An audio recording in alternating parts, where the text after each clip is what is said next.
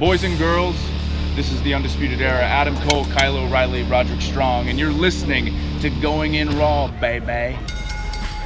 Hey guys, this is Charlotte, and you're watching Going In Raw. Going In Raw. That sounds terrible. What's up? It's your girl, Sasha Banks, the legit boss, and you are watching Going In Raw. You like that? Hey, friendo, Steve here. And Larson. And welcome back to Going In Raw, the only pro wrestling podcast you need to be listening to right here at youtube.com/Steve and Larson. Available wherever podcasts can be found. Be sure to hit that subscribe button, a little notify bell next to it to make sure you always get your new Going In Raw notifications. We're also on the Patreon at patreon.com/Steve and Larson. It's a great way to support Going In Raw. We had a bunch of new patrons during our live stream today. Thanks to everybody for showing up, and a special shout out to our mods. Oh, they're the best. They're just the absolute best. The absolute best. Let's see here. It was Alec tonight, or for this one, it was Alex C., Wayne Maker, Mr. Dope, Cody Miles. Patrick Sparks. I thought Patrick Sparks was just getting 5 guys.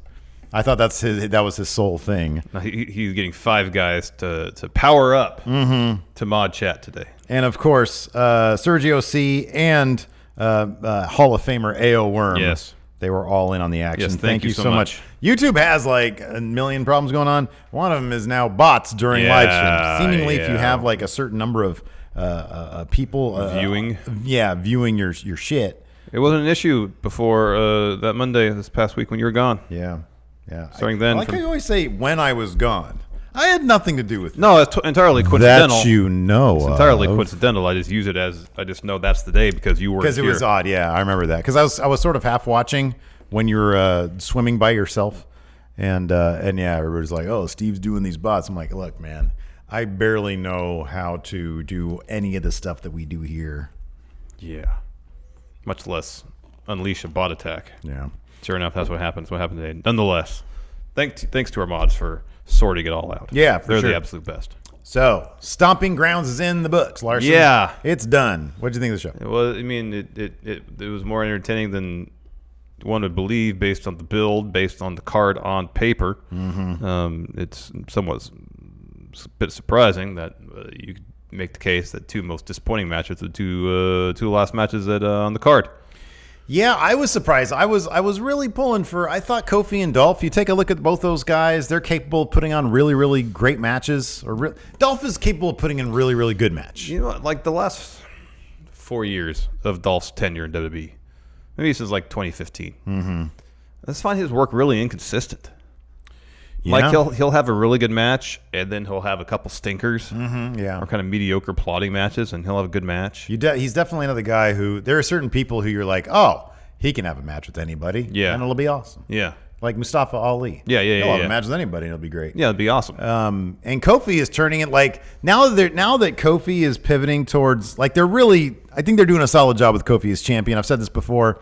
And they're giving him like matches with really good people, Kevin Owens, and he's putting Daniel really good Bryan. performances. Yeah, and he's proving that. Yeah, he's up there with them. Yeah, totally. And so I thought that these guys would mesh well. Yeah, they kind of didn't tonight. Well, part of the problem too is they really didn't give the match much of a story until it was 2/3 of the way done.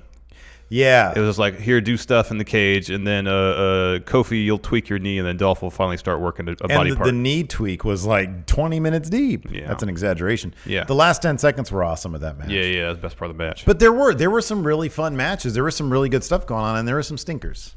Yeah. And then the main event just took too damn long. Like if that was like a 5.5 to 7 minute match, it would have been fine. But instead, it was probably like 15 minutes. Yeah, and it didn't need to be. Yeah, it didn't mean. Although Baron had an inspired choice for his guest referee. I see. Okay, so yeah, and even the main event, maybe I'm in the minority here. I don't know.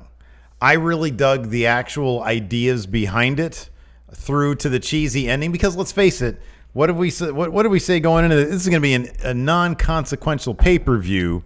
And that was as much of a non-consequential ending as we're gonna get, but it was a really I thought it was a fun moment. It was entertaining. It was a twist nobody really saw. It just went on too long. The match itself, the bulk of the match should have been dropped in half. It should have been chopped in half rather, or if not a third. Yeah, exactly. Like do the shenanigans where Lacey's obviously not going to call a straight up match. And yes, the main event segment will be all of 10 minutes long. But I mean, fine. we didn't need all that stuff. No, here's the thing. They kind of went with the rules of 3 type deal with Lacey Evans in terms of her not really doing her job. Baron's a heel. She's a heel. You don't need to really belabor the point that much. Right, exactly, yeah. Just go for a move. Seth makes a cover. She doesn't count. We get the idea. Yeah. That being said, there were a lot of positive aspects of it. Totally. The New Day, Kevin Owens, Sami Zayn that was great. match was a really fun match. Pretty much everything else was either anywhere from solid to really good. Yeah, and we had 2 title changes. Yeah. That was pretty interesting. Let's kick off with the first one for the Cruiserweight title. Akira Tozawa versus Drew Gulak versus the champion Tony Nese. Tony Nese came to the ring dressed as 205 Live in purple and orange. I do your suggestion during the live stream of him from head to toe being the 205 Live guy From the graphics, yeah. from the graphics. That would have been better. But if you think about it, He wouldn't have been able to show off his abs, though. But in terms of storytelling, it was actually pretty effective because Drew Gulak has moved on from trying to make for a better 205 Live. He wants to make the best Drew Gulak, and he didn't pin Tony Nese to win the title, but he won the match.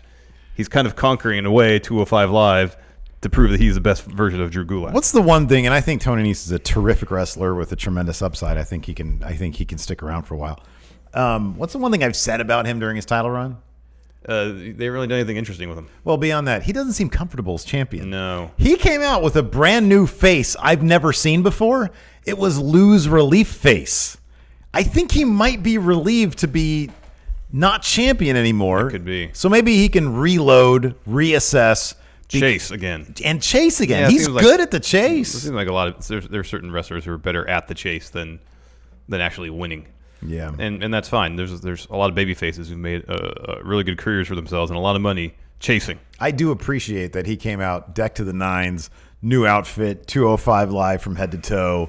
He's like, oh, yeah. And then only to lose it. I thought that was kind of clever. It's you make us, you want us to see this win face. As Mr. 205 Live, and then Mr. 205 Live loses to the new Drew Gulak. Yeah. He simply doesn't care about improving 205 Live. He just cares about improving himself and being the best, being General Zod, essentially. Being General Zod. 205 Live. Yeah.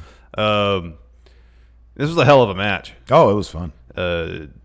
Towards the middle part, Drew sinks in the Gulak on Tony Nese. Tozawa breaks it up with a top rope senton. The camera work on this is great because you just see a pretty tight shot, ground level. You know, you see Tozawa in the shot, you kind of feel that it's coming. You know it's coming. And he just falls from the top of the frame and just smushes him. Yeah. It was great. Yeah, that I did really appreciate the fact that they were on such a close-up.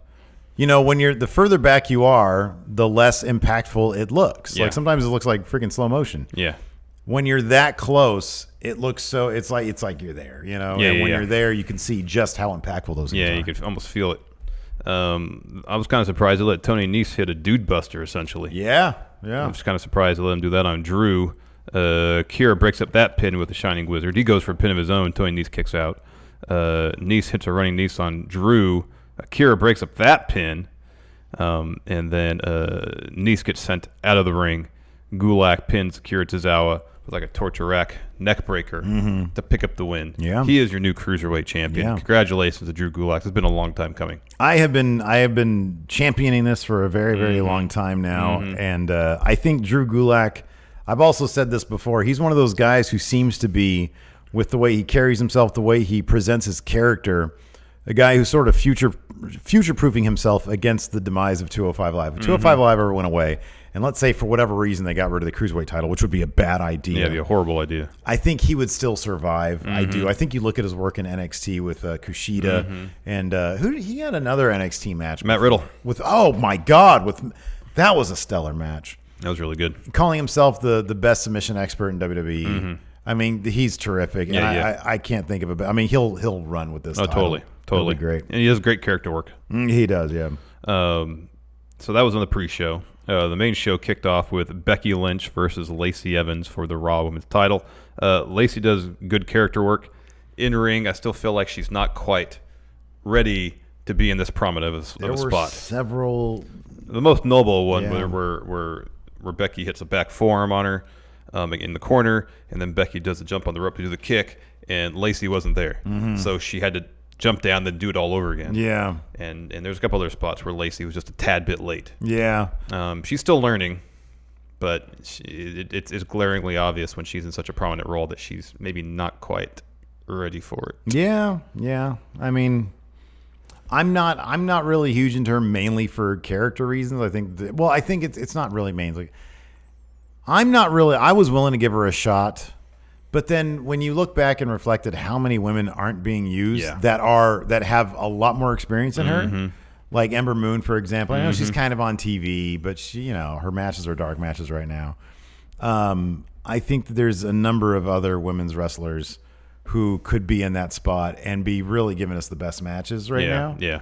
I mean, Shayna Baszler comes in terms of like somebody who's ready like 3 years ago, basically, and already had a ready-made story with the exit of Ronda Rousey. Yeah. That was just obvious. Yeah, that could have been really good. I mean, you got Ember, you got Asuka and Kairi Sane. Barely, never running seen on them. TV. Yeah, exactly.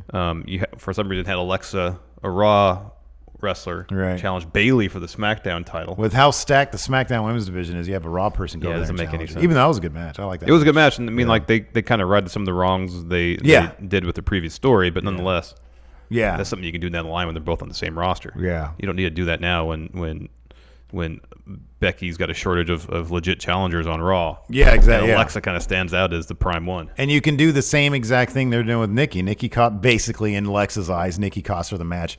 We're probably going to drop the Bayley thing with Alexa because she's going to get into a thing with Nikki now. Yeah. I would assume. Yeah. Anyway, the story of this match was Lacey working over Becky's ribs. She kind of bent her around the ring post, did a bunch of other moves to try to soften up Becky's ribs. At one point, Becky applies an arm bar, trying to soften that arm up before disarm her. Lacey gets the ropes. Later on, Lacey gets up and wipes her armpits with her little wipe or whatever. Throws it down. Becky picks it up and shoves it in Lacey's mouth. Yeah. Ew. Pretty gross. Pretty nasty. Ew. Becky misses a second rope leg drop. Doesn't matter, though. She slaps a disarmer on Lacey Evans. Basically, before Becky really puts any torque on it, Lacey's tapping. Yeah, smart move. Yeah. Yeah, that's a big move. Before we continue, and Larson, I was hoping that's the end of this feud. Yeah, that's it. It's 2 decisive victories for Becky Lynch. But as we saw in the main event, that's not the case. Not the case. No, why end now when you can just keep it going for some reason? Yeah. Before we continue, Larson, here's a word from our sponsor today, FriendoMarket.com. Do you like Steven Larson? Well, if you do, they have a shop you can go buy stuff at. Yeah, it's FriendoMarket.com. Right now, you can save 20% on all items on FriendoMarket.com by using promo code STOMP. Again, 20% off, promo code STOMP. We'd like to thank Friendo Market for sponsoring today's episode of Going in Raw, and you're really helping out the show by going to FriendoMarket.com and saving 20% by using promo code STOMP. How was that with no script? That was awesome, man. Good job. And you're really helping out the show. Yeah, we got a sale right now at our shop, FriendoMarket.com. The promo code I think goes until Tuesday. I think either Monday or Tuesday. As soon as you hear it, go there. Maybe Just try to go buy there. something. Put that code. If it works, great. You save 20%. If not, just wait till we do another code. The sooner the better, because this dude is heading out of town, and all the shipping stuff is in my house. Yeah, it's true. So once, like right before I leave, I'm gonna basically shut the store down for a moment. Yeah. Until I'm back. Yeah. Or you can just bring the shipping stuff it's over a lot. here. It's too much stuff. It's a lot. So yeah. Anyway, I mean, maybe I don't know. Maybe I don't know. You know what? You've got enough going on. Yeah, there's a lot going on. We'll just bring the store. We had a bunch of people during the stream buying stuff, so yes, we're thank cool. you, everybody. Thank you. Buy some stuff. We've got shirts, stickers. We got now all the stickers we have are now available as just individual sticker packs. Free shipping in the United States. Free gratis. That's for the sticker packs. The shirt sticker packs. You still have to pay for shipping with those. But stickers, free gratis shipping. Yeah, exactly. Next, we had a Mustafa Ali video package, and it almost kind of felt like someone at WWE production watched the videos that Mustafa was doing with Craig Mitchell on their own, which were great, and tried their best to emulate it. However, there's zero subtlety to him. Yeah, well, what is this? Okay, he's a vigilante now. Right? That has to be it. He's Batman now, right? Essentially. So it opens up and there's little clips of things happening on the streets, I guess, of Chicago. That's where Mustafa Ali lives, I believe. And there seemed to be some sort of a abusive relationship. There was a drunk. happening. There was a drunk lady. A drunk person, yes. An abusive relationship. And there was one other thing. Anyways, he was always around with the voiceover more or less saying that he's going to help people. Yeah. That's the short of it. I think he started out with maybe it was a police code of honor, ethics, something. Maybe, I don't know. It sounded maybe. very formal what he was saying. Yes. And yeah, he was just walking through these various scenarios, and they were very staged and kind of cheesy. Yeah. But sort of filmed kind of but not cool, not as cool as they were. And maybe it's all him. I don't know. Maybe we've just seen the limits of what he can do. And Craig Mitchell. Maybe we've seen the limits of what they can do. I don't know, man. I'm kind of with you. I'm just throwing this out there. Feels like this is someone in WWE spearheading this versus Mustafa Ali and Craig Mitchell. Okay, but here's the thing. It's something new. It is. It's something new, and it's them embracing an idea that somebody else brought to the table. Yes. So I'm fine with it. And then maybe bastardizing it and making it not as good. Okay. I want to be hopeful because I love half full, half empty. Okay. I love Mustafa Ali. I think he's a phenomenal wrestler. He seems like a really good dude. How will vigilante translate to the ring, though? I mean, the Shield kind of did it. As SWAT team? Yeah. I mean, granted, when they first showed up, they were the Hounds of Justice, but they were heels, so that's kind of ironic. Yeah. But when they were good guys, I guess the idea is if there's injustice being perpetrated in the ring, they would come out and make the save. So I guess the thing is rebrand him as K9. He has a German Shepherd. No, I understand what you're saying. Nork, go Plots. And so say Kofi's has another match for some reason against Dolph, and Dolph has hired some heavy to soften up Kofi either before or after the match. Who comes to make the save? Yeah, Mustafa Ali. Yeah, or he's just up in the rafters watching, because in none of the vignettes did he actually do anything. No. So I like the idea of Kofi's getting beat up by his new heavy, by Dolph's new heavy, and Mustafa Ali just sort of walks past. And glares. And glares. And glares at the heavy. And yeah. As if to say, stop heavy. And he's got his jacket on from Las Vegas Fight Shop. Oh, it's Roots of Fight. Roots of Fight. That's the brand. Which you can buy at the Las Vegas Fight Shop. Yeah, they have a website, yeah. Okay. Roots of Fight. There you go. Anyways. Like I said, Mustafa Ali is one of my favorites. Oh, yeah. I want to see him succeed wildly. Yeah. And I really like the stuff he and Craig Mitchell were doing. I'm just worried that WB sees that, thinks, oh, we know what to do with this now. Yeah. Without really understanding why Mustafa and Craig Mitchell stuff really worked. Mm-hmm. Just kind of take the kind of DSLR stylistic aspects with the voiceover and promo type stuff, and without understanding that the reason it's so good is because it comes from Mustafa and Craig and not because it's... So let's play this game really quick. All right. Right now, who would you rather be?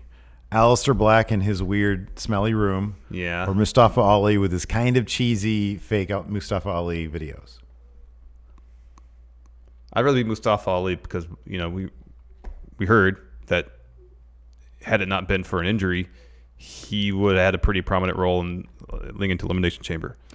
His future is a bit more wait, what brand is he on? SmackDown with the IC champion. He's been having house show triple threats with Shinsuke. I think they're both in a good spot. Yeah, totally. Aleister's been having matches against Randy Orton on the house show circuit. I think I'd rather be him because a feud and a win over Randy Orton is a huge pretty deal. Big deal. Big deal. But in one respect, I'd rather be Mustafa. Is even though WB is doing this stuff, apparently inspired by what he and Craig Mitchell did. That's my guess. That's just the gist I got from watching it. Sure. Should that not work out exactly to his liking, who's not to say he can't just go back out on his days off with Craig and shoot some really cool stuff. Whereas if they don't like Aleister Black's little room stuff, he can't. He's not shooting anything. We haven't seen that. No, we haven't seen him All take I the see on initiative. his That Instagram are him and Zelina Vega kickboxing stuff. Yeah, working out and stuff. Yeah. Anyways, after that, Paul Heyman. Anyways, I hope it works out. I really hope. I really want it to work out. Oh, he'll be fine. Paul Heyman is leaving Baron Corbin's office. Why does Baron Corbin have an office? Still has an office. Why does he have an office? Kayla interviews him, much to his chagrin, kind of. And he teases a cash-in, perhaps, maybe, on Seth or Kofi Kingston. Yes, he said, both champions are here. And then Baron Corbin comes out and says, "You're outside my office so often, I think you want something else." Oh, God. And she's like, no, dude, her reaction's great. No, Baron, I just want to know. I forget. Who's your ref? Who's your ref? Oh, I have a ref. Oh, I have a ref. And it's someone that's not going to do me any favors. It's great. After that, Sami Zayn and Kevin Owens versus New great. Day. This was a really fun match. It started out super kick party. Yeah. Bell rings. Owens goes over, super kicks Big E on the apron. And then he super kicks Xavier Woods twice, follows it with a swanton, gets a 2. Immediately tags in Sami Zayn. He hits a Blue Thunder Bomb pretty much immediately. He gets a 2 count. Zayn then tags Owens in. Owen hits a Frog Splash, gets a 2 count. It's all within like 90 seconds. Big E is still knocked off the apron. He's on the floor. And then for some reason, I don't know why, they just didn't tag Zayn in and get a haluva kick right then and there and win the match. They took their foot off the gas. Their meter for their stamina meter, I know, had run out. But they're doing the quick tags. I should say stamina. I know. I feel like the match was one of those things where like they immediately the Xavier was had the negative and it was just staying negative. Oh, it was almost like in the squash situation. It was a squash match situation. Yeah. So despite them kind of taking their foot off the gas, I mean, they still isolated Xavier Woods for a good portion of the match. This match was kind of built a lot like the 6-man tag match in the SmackDown we were at a couple weeks ago in Sacramento, where it was all building up to Big E getting that hot tag. Yeah. Although they didn't wait quite as long in this instance because Big E did get the hot tag, lays Sammy out with a couple belly to bellies, 3 to be exact, culminates in his splash. There's this great spot where Xavier Woods tags in and then squats Big E essentially. It was pretty cool. Big E hits a splash off of Xavier Woods' shoulders, and then Xavier Woods follows with like a slingshot or a springboard leg drop. Owens breaks up that pin. New Day go for up, down, down. Zayn escapes and then hits Xavier with a boot. Follows it with a haluva kick. Kevin Owens hits a pop-up powerbomb, goes for the pin. Big E breaks up that pin. Big E then spears Sami Zayn off the apron. Xavier Woods goes to the top rope. Kevin Owens knocks him off, hits a stunner for the win. It's good to see Kevin Owens and Sami Zayn pick up a win because they desperately needed one. Yeah, especially true. Sami Zayn. He's been taking tons of losses. Yep. And hopefully this is a feud I want to see continue, especially Big E, Kevin Owens. That feud needs to happen, given what happened when Kevin Owens tried to kind of join the New Day and then turned on him. Yeah, no, I totally agree with that. Look, man, this match was so much fun, and I have so much confidence and faith in all these guys. I would love to see this feud continue all the way to SummerSlam and even beyond in a variation, all the permutations you could think of. That's what I want to see. I don't care what's on the line. What are these guys are all on Smack? No, Zayn's on Raw.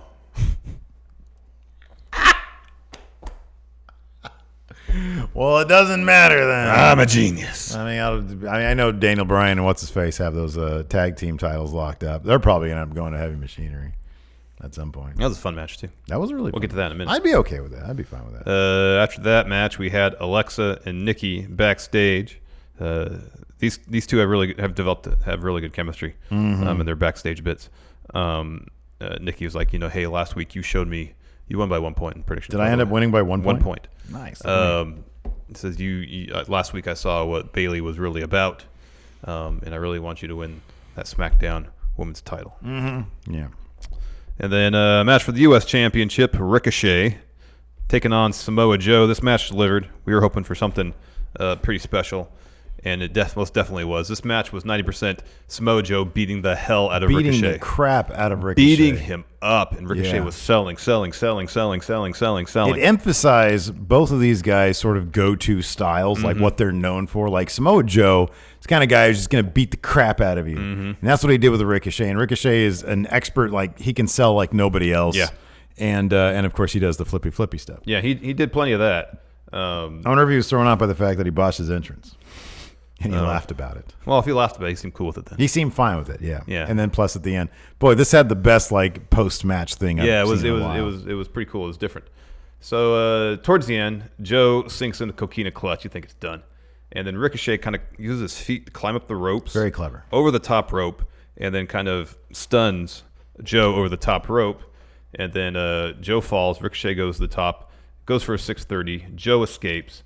It's a little back and forth, and Ricochet hits his single knee codebreaker type deal. Goes to the top. which Michael Cole has dubbed double knees. It's only one knee. Even though clearly it's one Clearly knee. a knee. Yeah. A knee. He hits the 630 for the win. We were surprised, but thoroughly pleased. That was one bit of consequence to this, what we figured would be a consequence-free pay-per-view. Inconsequential. Yeah. And Two title changes. Came away with that, after Drew Gulick. He came away with the U.S. title. Awesome for Ricochet. Yeah, it totally is. Like, it's one of those things like, okay, call-up wise, in terms, like, when I think of call-ups, I think, okay, how did they debut? Not great for Ricochet, but they sure are treating him pretty good. They treat him enough to mess with his theme music a little bit by putting those little pew-pews in there. The Thunderbolt sometimes. Yeah, sometimes. Sometimes, not always. And then, so did he do an interview? No, there's no interview. Okay. So he walks backstage to gorilla position. Then we're in gorilla position. Yeah, we're in gorilla position. And he walks through the curtain, and there's Seth and a bunch of other faces. There's Hawkins Charlotte. and Ryder. There's Heavy Machinery. And Charlotte. Anyways, they all shake hands and give him hugs. And then Triple H comes in from screen left. Yeah. And shakes his hand, gives him a hug. Legitimately seems so overwhelmed with joy. Yeah. See, I told you it's going to be okay. I told you, just have faith. It's okay, God. Yeah. I spent all my political capital on this win for you, man. I hope you realize that. I've got nothing left for nobody. It's all on you, pal. It's all on you. You're my guy now. Vince owed me so many favors, and I cashed them all in on this one moment. He's probably going to take it away from you tomorrow. Sorry, it had to all be for the U.S. title. Savor this moment. Savor this one moment. I know I am.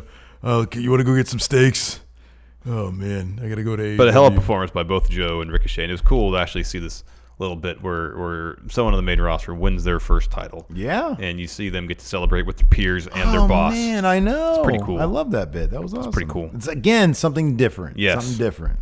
And again, you mentioned this, I think, during the actual shows. You know, seemingly they've changed their approach to photographing 205 Live, giving it a more, kind of cinematic feel, which I think is great. It's for the betterment of the show. It separates it in terms of the visual language used, and also so far after one episode, I find it more visually pleasing than your typical WWE presentation. Sure. Doing stuff like that. This, where you have Triple H coming in and congratulating an NXT alumni, a new champion. It's all pretty cool. Yeah. It's pretty cool. Even if it doesn't hit when they do it, if it doesn't work, the idea that they are trying new things, even like we talked about the Mustafa Ali thing, that they recognized, hey, this is a cool thing, we want to rip it off and do it worse. The fact that they recognized that it was cool and they want to incorporate something like that into their broadcast, I think is a step in the right direction. And I hope they're the kind of presentation changes that we can look forward to when SmackDown moves to Fox. So SmackDown and Raw each have such a distinct feel to them. Maybe we'll get on SmackDown and Fox. On football games, they have that camera that's on the line above the field, and they can track it up and down. We want something like that. That'd be cool. Yeah, I like that. That'd be good. They can move it across the ring as moves are happening. I like it.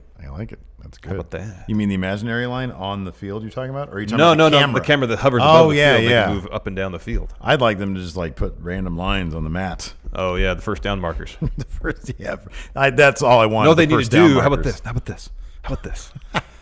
They can put in the ring a zone, or if you hit a move inside that zone, they can't reach out and grab the ropes when you try to pin them. Oh, I like that. Oh, that's good. See? I like that. Yeah, based off the reach of the wrestler. That's good. Yeah. Or submission, too. Yeah, like a red zone type and thing. they can have a line that follows a person as they're trying to get to the ropes of where their actual reach is at. That'd be good, too. And then, of course, the camera on the wire, like you're talking Exactly. about. Yeah, camera on the wire, yeah. Whipping around and whack somebody in the head. Exactly. Where were we at? Oh, it was at Double or Nothing. Somebody almost got hit in the head with a camera crane or something, right? They were talking about. What are they doing over there at All Elite, man? Amateur hour. Moving on, Heavy Machinery versus Bryan Danielson and Rowan. Yeah, Daniel Bryan had a really good promo during the kickoff show. Oh, yeah, he did. Talking about Little Nate got in the shot. Bringing legitimacy to the tag team divisions, and everybody else has had those titles. Made the tag division a joke. New Day grinding their hips. Usos, rap battles. If Heavy Machinery were to win, they'd be out there gyrating and grinding their hips too. He was talking, he was very anti-hip moving. Yeah, he didn't like hip movements. Apparently. No way, man. No way. In any event, this was a really fun match, and it was as Alex C said in the stream, this was a showcase for Otis. That's what it was, because he was basically in 90% of this match. Yeah, they seem really high on Otis. And the crowd, obviously, being in Washington, they were heavily behind Daniel Bryan. Well, I remember a while ago there was a interview or a article something on NXT that Triple H did an interview for because there's a quote from him. And he singled out at the time 2 people in NXT. One was Aleister Black. The other was Otis. Yeah, that's right. Triple H loves Otis. So I think Triple H is keen on Otis. Look at that little guy. It was like Chris Farley. Remember him when he said, "Hey, Dad, I got this idea for Otis. He could be a motivational speaker who lives in a van down by the river." What is that from? What is that from? Oh, that's from last week's Saturday Night Live. Well, it was like 20 years ago. Yeah, close enough. No, Vince he's not up to date on, like 20 years ago is not even up to date for Vince on Saturday Night Live. Oh, okay. I last watched Saturday Night Live in 1978. Is that show George Collins on? Oh, man. Anyways. We got a Otis Hulk out here. This kicks off your about notes halfway here. through the match. Yeah, Daniel Bryan was hitting some yes kicks, and Otis started kind of gyrating and hulking out, and the look on Daniel Bryan's face was priceless. It was so good. Daniel Bryan looks like he's having so much fun. Well, number one, ever since he returned, he's looked like he's having a lot of fun. Especially his heel Daniel Bryan, though. But maybe there's something special about him taking a lower level belt, the division that truly nobody really cares about, and being the guy to like really run with it. And on top of that, working with guys like Otis and Rowan, I think he really gets a kick out of that. I think here's the thing. Yeah, from everything we've heard, the reason Mustafa Ali is on the main roster is because Daniel Bryan. I think Daniel Bryan legitimately gets a kick working with these up-and-coming wrestlers. Yeah. Helping getting them over. Yeah. I think he loves that. I think he does. I think he loves that. It feels that way. It really does feel that way. And, you know, if what he said on that Jimmy Jacobs podcast, like if he's only anticipating wrestling full-time for another couple of years and once his contract runs out, going to a part-time schedule, it makes all the sense in the world for him to help get these other wrestlers, these new wrestlers over, because they're the next generation of stars that WWE's going to have to count on. Yeah. He seems generally tickled. He does. He really does. Yeah. To get to work with these guys and help get them over. Yeah. It's awesome. Yeah. It's awesome. Otis is hulking out. He keeps getting peppered with kicks from Daniel Bryan. Eventually he stands up, keeps hulking out, hits the suplex on him, follows it with the Caterpillar. Then Heavy Machinery hit this like slingshot into an Uranagi thing. That was cool. Yeah, that was cool. Tucky hit that, goes for the pin. Rowan breaks it up. Tucky goes for the moonsault off the top. Daniel Bryan kind of evades, but Tucker Knight's huge. Yeah. So you think one roll will get you out of the way. You need two. Yeah, you need two rolls to get away from Tucker Knight because he's rolls. like 6'8" or something like that. Anyways, get the stare down between Rowan and Otis. They're doing shoulder tackles to one another. Feats of strength. Yeah, I like that. Eventually, Rowan goes for a fun splash. Otis catches it, hits a power slam. Heavy Machinery starts to go for the compactor.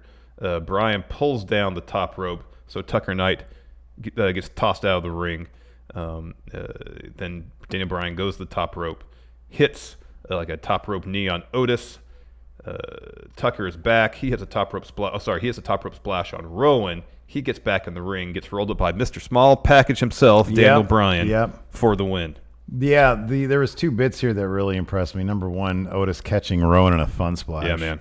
That's a lot of momentum heading your way. And then the other one was Tucker coming off like the top or like maybe the second rope to the bottom onto Rowan. Yeah. Boy, that was a lot of weight coming down. Hell yeah, man. A lot of weight. Yeah. That was cool stuff. Really fun match. Yeah, it was tons of fun. And Heavy Machinery, they're getting opportunity. Yeah. And they're delivering. And they're killing it. Yeah, they are. Totally are. Next match for the SmackDown Women's Championship, Alexa Bliss versus Bayley. Another really fun match. This is what 2 years ago should have been. It definitely should have been. It really should have been this. This was a really fun match. It was fun. Things really started picking up when Alexa laid out Bayley like a vicious forearm. Just dropped Bayley immediately. She avoids a drop kick from Bayley, the one that she does under the bottom rope in the corner, from one side of the ring side to the other, and then pulls Bayley into the ring post. Later on, Bayley hits that sunset flip into the turnbuckle move on Alexa, which looks like it's probably not the best move for Alexa to take. Freaks me out, man. Bliss rolls out of the ring, and then Bayley goes for a suicide dive, and then Alexa kind of pushes Nikki into Bayley's path, so Bayley takes out Nikki rather than Alexa with the suicide dive. And then Bliss follows it up with like a destroyer powerbomb type deal on the ringside area. Back in the ring, Bliss goes to the top. Nikki gets into the ring. Ref is distracted. Bayley goes to the top, tries to go for a top rope Bayley to belly, Alexa fends her off. Bliss goes for Twisted Bliss. Bayley gets her knees up. She hits Bayley to belly for the win. Yeah. Then Nikki gets in the ring to console Alexa Bliss, who's like, "What were you doing there? What were you doing?" So there was no big. It was just Alexa, not necessarily being mad, just sort of confused as to what Nikki was doing involved in that match. Yeah. And Nikki was hugging her. Yeah. So I mean, there was no obvious. They didn't tease like dissension at that moment. Not that seems obvious to be on its way. Nothing seismic, but it's simmering. Yeah, they might. Yeah, they might make up and then it'll fall apart again, et cetera, et cetera. Yeah. I really like this stuff for everybody involved here. Same. I really do want Bayley to move on to somebody actually on SmackDown. Yeah, that'll be nice. I mean, it'll probably Charlotte by the time SummerSlam rolls around. That's what I'm thinking too. Maybe if Sonya Deville is actually going to get involved with the Ember Moon thing, maybe that'll free up Mandy to do something with Bayley. That could be decent. Maybe there's only one more pay-per-view between. They could go straight now to and Charlotte. SummerSlam. They could either do one more thing with Alexa at Extreme Rules. Mm-hmm. Maybe they'll do the kendo stick on a pole match again. That would be not awesome. Well, if they did it right, maybe it would be awesome. See, this would be great if they just left it like hey, you're good. You made up for the past. No, I know. You would think that'd be the way they would do it. But again, take a good idea in WWE's hands. They want to just... That's hammering it to the ground. Oh, that's hammering? Okay. It's hammering it to the ground repeatedly. In my mind, it's a mallet. Loose, subtle. That's why I was using two hands. That's good, yeah. Get rid of all subtlety. No subtlety whatsoever. No subtlety. Right. After that, we had a recap. Stumbling lady with 40. She had a 40, the Mustafa Ali I know. And she looked clean as a whistle, too. I know. Oh, man. Next, we had a recap of the 24/7 stuff from SmackDown. Then we go to Drake's wedding. You know what would have been cooler for that Mustafa Ali thing? You remember what was that video? What were they called? The Verve? Yeah. The Bittersweet Symphony one. Yeah, that one. Just recreate that, basically. Just him walking through walking, and then like people are just being assholes kind of to each other along the way. Yeah. One shot like It'd be this. cool. Yeah, that's a good idea because he can be walking down the street and maybe like he walks past an alley. We don't really see what's going on until he's past it. Then we just see a little bit of like somebody arguing. Right, exactly. Like somebody stumbles out in front Subtlety. of him. Yeah. See, again, that's why I think WWE's in charge of this rather than him because I think he would do something like that. And then some Rolling Stones kicks in. Or a sample from Rolling Stones. And then he's like, did you write this? Did I write this? 20 years later. Did you get clearance for this? Right. You owe me royalties now. 20 years later, they're like, you can have it. And he's like, well, it's too late now. They did that, very recently. I know. Anyways, the 24/7 stuff, we saw at Drake's wedding, R-Truth reclaiming the 24/7 title. Yeah, it was awesome. I like how the referee is always like this harbinger of doom. Yeah, he's like the spirit of death approaches, and it's like, oh no, there's a wrestler present. I know, it's great. Who's gonna roll me up? It's great. I love it. After that, there's a Ricochet photo shoot with his U.S. title. It's his first photo shoot as champ. Good brothers roll in, try to get him to Too Sweet. Hats off to Ricochet. He didn't bow down to peer pressure. No Too Sweet from Ricochet. Somebody has to be watching this show, right? Right? Who doesn't Too Sweet?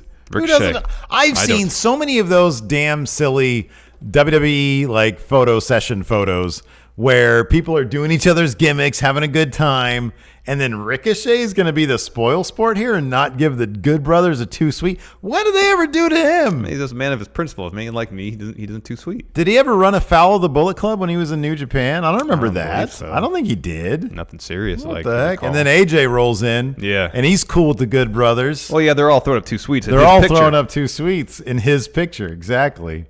What the heck? And AJ says, I'll see you tomorrow night on Raw. God, I hope this means, man. Oh, it's got to be a program. Is this AJ? Is this AJ saying, look, you want to keep these guys? Just please, just fucking put them with me, man. I hope so. Just do that shit. Do that.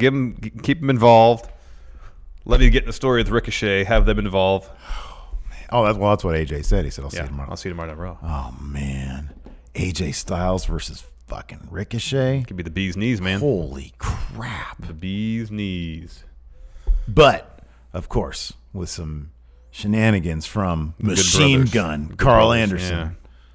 Doc Machine Gallows. Gun Carl Anderson. Machine Gun Carl Anderson. Doc Gallows. Bullet Club. Anyways, next, Drew McIntyre taking on Big Dog Roman Reigns. He had a Zool dog on his vest. Zool dog. With red eyes.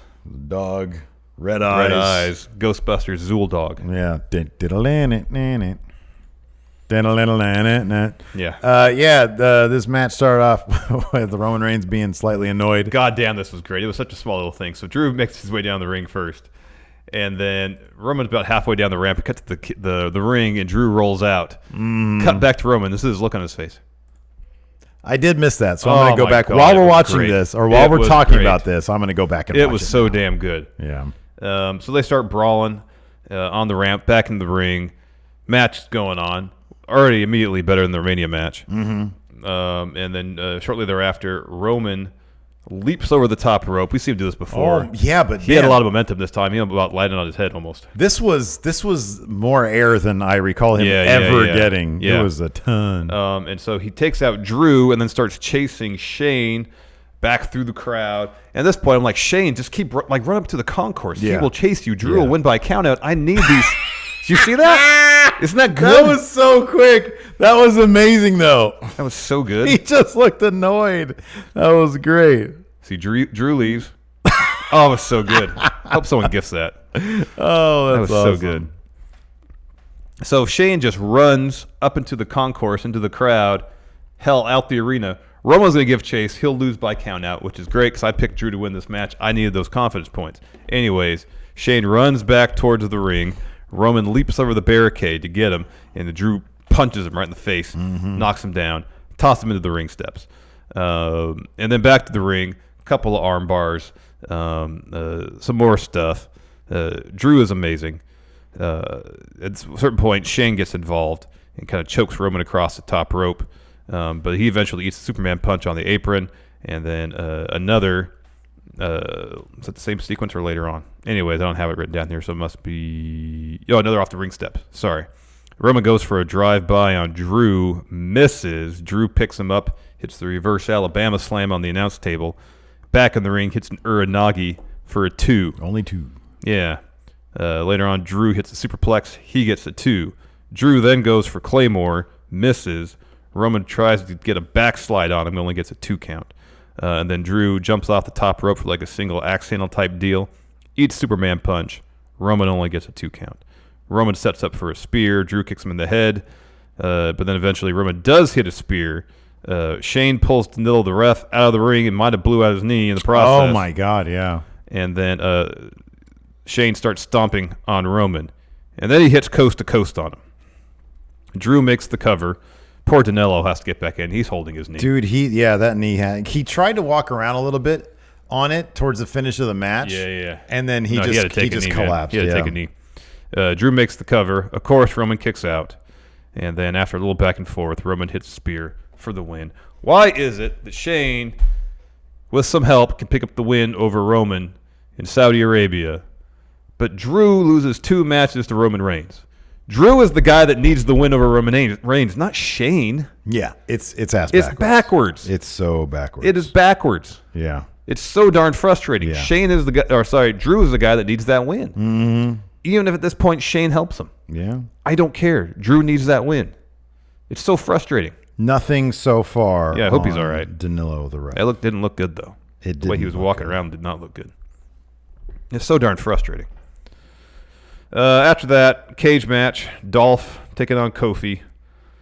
And as you mentioned, the head of the show, it just got off to a really slow start. They didn't really come upon a story until 2/3 of the way through the match when Dolph finally started working Kofi's leg. These are two of, especially Kofi, but these are 2 of the more clever, creative wrestlers in the recent WWE history.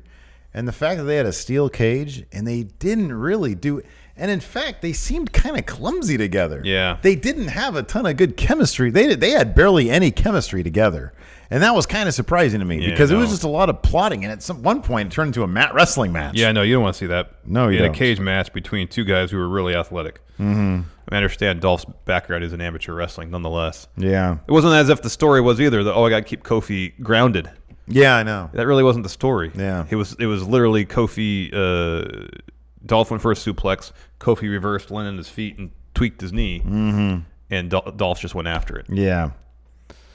So there's a lot of bits where Dolph had Kofi in some sort of leg submission. Happened several times, and a couple times there's like one of them's going towards the door and is pulling them back. Anyways, the finish saw Dolph head first trying to get through the cage after he sticks his thumb in Kofi's eyes, and Kofi's trying to pull him back in, pushes him off.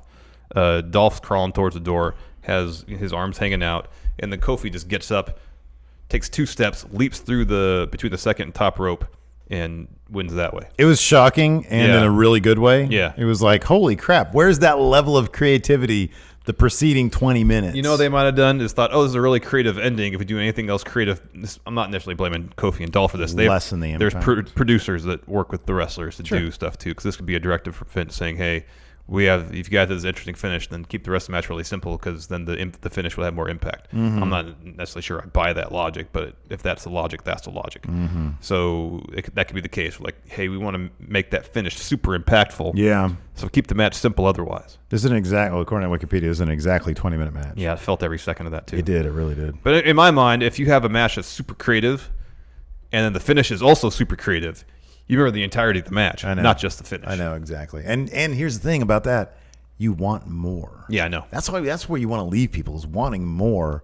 I am happy to be done with this. Maybe that's the thing, is they want to make sure people don't want more because it's over. That's the most WWE logic I know. I can think of too. After that, we had Drew and Shane backstage. Drew says he's not done with Roman. He wants more Roman. He's upset that he lost. And then Shane says, all right, you want more Roman? Hey, tomorrow night, Drew and Shane versus Roman handicap match on Raw. First Raw preview. Yeah, courtesy of Shane himself. Yeah. Here's the Raw preview. Now that now that the big dog has been victorious against the Scottish psychopath at WWE Stomping Grounds, the following Monday Night Raw after WWE Stomping Grounds, Drew McIntyre looks for revenge against Roman after handing Drew his second loss to Big Dog in his yard. Will the big dog get his revenge? Will the Scottish psychopath get revenge against Reigns, or will Roman continue to rule his yard like the big dog? Find out 8/7 Central USA Network. And then finally the main event, Baron versus Seth. So Baron comes down first. Seth comes down with the chair. He chases Baron from the ring, grabs a mic, and says, all right, quit with your BS. Bring your F out here, but just know that whoever you bring down here, if they're intent on taking my title from me, they're going to get this being chair. I'm getting the licking. And then Baron says, all right, without further ado, I've chose Lacey Evans as my guest ref. And Seth realizes, I can't hit her with a chair. The simplicity was brilliant. It was actually a really inspired choice. It was. I can't hit her with chair. I can't conduct myself as I've been conducting myself, laying out everybody else that seemed to be interested in Baron's offer. I got to come up with a new plan right now. Yeah. If only Baron had chosen somebody who wasn't involved in a blood feud with Seth Rollins' girlfriend, then maybe we would have had a different outcome. I know. Maybe. I know. But something tells me Becky is hovering around her man. So regardless of who it was, just extra stank here. And Lacey was actually, in terms of her helping out Baron, she was a damn good ref. Yeah. She, in the tradition of Nick Patrick, she was a lovely, wonderful NWO ref. Yeah, it just went on too long. It went on way too long. They had they were beating up on each other. They take it to the outside. Seth puts Baron through the table. Yeah, was that the first? Yeah, that was the first time Lacey changed the rules. Well, yeah. Was the no count out? Yeah. So Seth avoids a choke slam with the apron, power bombs Baron through the table. Lacey starts to count. She gets to 8, and then gets to 8 and tells to Mike Roman, says, "Hey, we're gonna restart. Now it's no count outs." And if they had done that, fine, cool. Yeah, do that and do the spot of her not counting the pinfall. Just get things going. But instead, at one point. Baron gets the chair and starts beating the hell out of Seth with it. And Lacey's acting like, oh, I got something on my nail, yada, yada. She's acting distracted forever. Finally notices, says, all right, Baron, get rid of the chair. Goes to the timekeeper again. All right, we're going to restart with no DQ rules. It's just too much. Even when Baron used to do this as general manager, the pace was quicker. It was like, forever. Does one thing, gets frustrated, boom, I'm changing the rules. Another thing, get frustrated, I'm changing the rules. It was boom, boom, boom. Whereas this was so plotting. It was like a Lacey Evans promo. So after that, Seth hits a Falcon Arrow on Baron on the chair. Lacey doesn't make the count at all. So Seth gets up. He gets in Lacey's face a little bit. They start arguing. Lacey slaps him. And then slaps him again. Mm-hmm. And then kicks him. Yeah. And then Seth turns around because Baron's up. And then Lacey low blows him. Yeah. And then Baron hits him with an end of days. As soon as that happens, Becky runs down the ring, lays out Lacey Evans, hits an exploder on her into the barricade. She's out of the equation now. Mm-hmm. She's laid up. There's a couple of refs that come down, one being John Cone. I think the other one was Jack Daddy ref, wasn't it? I think so. So they're down there to break up the situation between Becky and Lacey. Baron's like, hey, bring a ref, come in, please. I just hit end of days. I'm going to get this cover. John Cone comes in. Of course, he's the guy that Baron had beef with because of Super Showdown. Baron goes for another end of days. Seth reverses, hits a super kick, hits the stomp for the win. Mm-hmm. Just like that. And then the longest seemingly like middle school level boyfriend girlfriend celebration goes down. Yeah, which was endlessly adorable with Seth and Becky. It was absolutely adorable. It was like because at one point Becky like slaps him on the ass. Yeah. It was cute. They were both kind of playful and yet seemingly somewhat uncomfortable about it. Yeah. Well, yeah. So Seth is unabashedly like he wears it all over himself. Totally. You can tell that Becky doesn't want to compromise her stone cold persona, and so she's not going to go overboard with it. So she's got this weird like, I'm supposed to be the man, so I'm like slapping him on the ass, and I'm like opening the ring ropes for him. Yeah, and he's loving every second of it, like he's a big dork. He's super dreamy about it. The whole you got to be careful with that. You can't be putting people on a pedestal. It's unattractive. She's going to dump him if he keeps doing this shit, right? So yeah, then they celebrate at the top of the ramp. It was very cute. It was cute, and they thankfully it was like it was like one hug, no kissing. Yeah, this was like 2004 or 5. The camera would have been right up in their face, and they would have, get your tongue out. They've pretty much been licking each other's faces. Yeah, it'd be edge and lead. It'd be edge and lead. Yeah, which is good because I don't really want to see that play out. I don't want to see that. No, I don't want to see like their relationship play out in WWE storyline really at all. I'm not interested in seeing that. I know. Just not interested in seeing that. I know. If this is as far as they take it, all right. It's too human. I want them to be like superhuman. Especially Becky. Yeah, I know. I don't want to see. I feel like she should be up above romantic entanglements whatsoever. I agree. She should have one goal in mind: slapping heads. That's it. Yeah, exactly. But I did like the slapping of ass today. That was good. Cute. Yeah. So it was cute. It was adorable. I thought that the match itself, I really liked all the booking there. It was just needed to be compressed. Did you say it was 17 minutes? That was said in Wikipedia. I think it was 18. 18 minutes. 18:25. See, make that 11. I know. Fine. Oh my, yeah, it'd have been great. I would have loved it. It would have been. The funny thing is that match had happened on Raw just like that. It would have been about 11 minutes. Because here's the thing about Baron, his like first 2 moves in chess are probably really good. He just doesn't think 5 steps ahead. Yeah. And that's what you have to do. He knows where to move his pawns, but when it comes down to Queen and King, he has no clue. Right, exactly. And that's actually been a fairly consistent thing with Baron Corbin. It's like, oh, you got me this one, but you didn't really think too hard about this, did you? No. It's like when he was going up against, when he was like talking to, I think it was Super Showdown, when he was in advance of that match with Seth. They're like, aren't you worried about this? No, it's great. I got it in the bag. Well, you're not thinking a little bit further down the road, buddy. I don't know. That's just Baron Corbin for you. Yeah, he's one of the few characters that's been pretty consistent. Fairly consistent in a fairly specific way as well. Yeah, I know. So it's kind of cool. But yeah, anyway. He's a victim of two-dimensional thinking. Yes, that's exactly what it is. I'm going to go back home and watch the rest of Star Trek II Wrath of Khan. Yeah, man.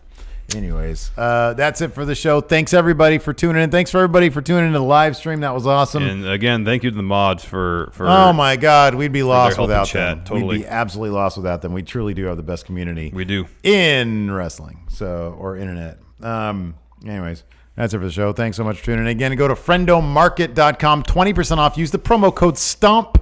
And you're really helping out Going in Raw by going to friendomarket.com. Buying some of our shit. Yes, please. Till next time, we'll talk to you later. Bye. Be a part of Going in Raw today at patreon.com/Steve and Larson. Starting at $1 a month, you can enjoy Going in Raw ad-free, gain access to the daily 30-minute Going in Raw post-show, exclusive merchandise, and so much more. Support Going in Raw today. Click the link in the description.